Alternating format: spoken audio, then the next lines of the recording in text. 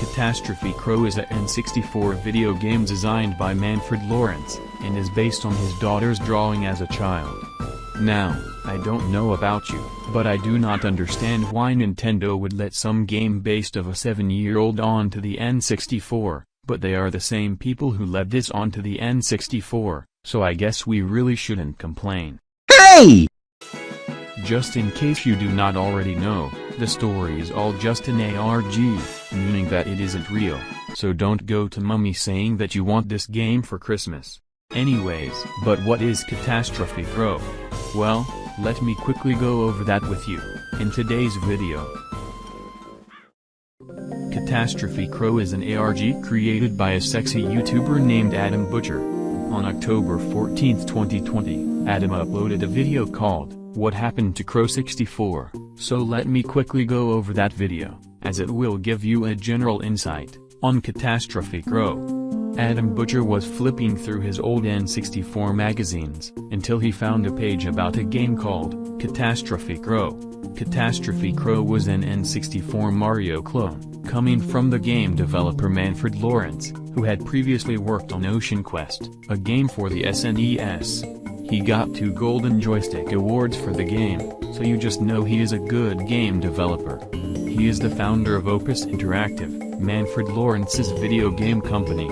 At Space World 97, the developer team said the game would have a fearless exploration system, with unfamiliar worlds. It also had something groundbreaking, an eternal revival system, probably talking about a concept for no lives or something. Manfred Lawrence said the game was, well, beyond a game, and it would push the boundaries of player experience.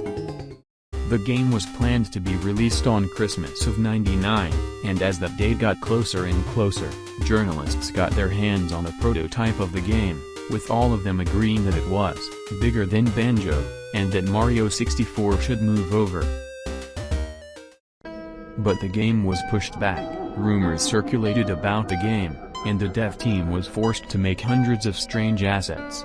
Apparently, Manfred had found something in his game cartridge, something that he had not put himself. An employee told Manfred to just release the game, and to think of the player, but Manfred said, the player is gone. After spending $10 million to make the game, there was no money to pay the staff, so Manfred dismissed everyone, and worked on the project alone. Then at the end of 2001, the GameCube was released, and employees went to Manfred's office to notify him that he could stop working on the game. But they found that he was gone, along with all of the equipment. After looking around, they found a boat, which had a letter, and a neat pile of clothes, but no equipment anywhere. However, Adam one day found a developer cartridge for the game on eBay, so after buying it, it arrived, and he played it in his video.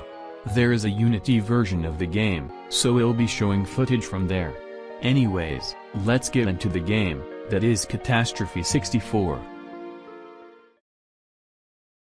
After booting up the game, the theme song plays.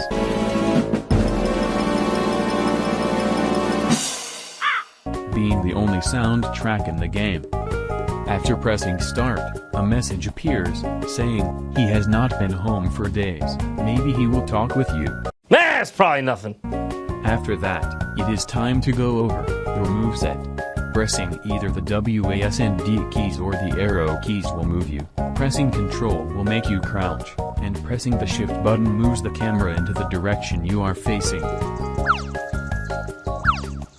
Now that you know your moveset, you must head into the building. After doing that, you will find a room with a computer, and hopping in will transport you to the toy dimension.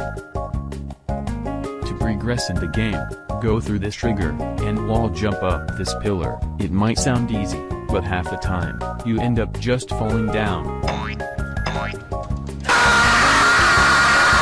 After finally making it to the top after 1,000 hours, you must head to this guy, and pressing E will initiate conversation with him. Now, it may look like he is just saying nonsense, but because there is a pause menu, it gets jumbled up later in game to what is known as Crow language. If we translate this, it says, I am in hell. Spooky. Fun fact, crouching does absolutely nothing, it's just there, I guess. So after talking to the guy, the game glitches a bit and transitions to this creepy scarecrow-looking thing. After that, you will spawn in, and there are definitely some changes that you might notice. One of the changes being the scarecrow is now outside and in the yard, and approaching it will just turn it into a business crow. After following the business crow into the building, you must head into the original room that had the computer, and doing that starts the ringing of a phone.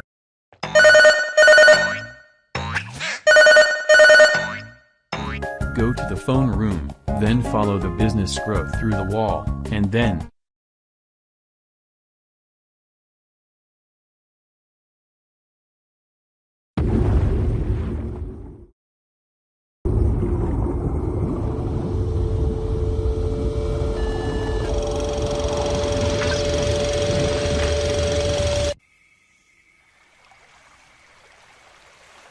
that scene right there is an obvious reference to Manfred's alleged suicide, with the scene including the computer equipment he had taken.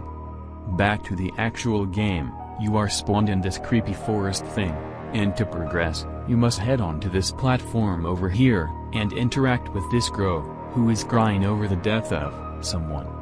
Talking to him opens a text box, but there is no actual response from him. The camera then goes into a top-down perspective, and a phone starts ringing. As you walk down the stairs, the camera glitches, and these strange entities start heading for the player. After that, you spawn in, and the map has glitched textures, but the main difference is the addition of Manfred's house. Walking in reveals a living room, and there is one single open door, and heading in, the camera moves over to the daughter, who is laying on the bed, headless. For some reason you're able to crouch while this scene plays, so you can teabag on your headless daughter like a real Chad.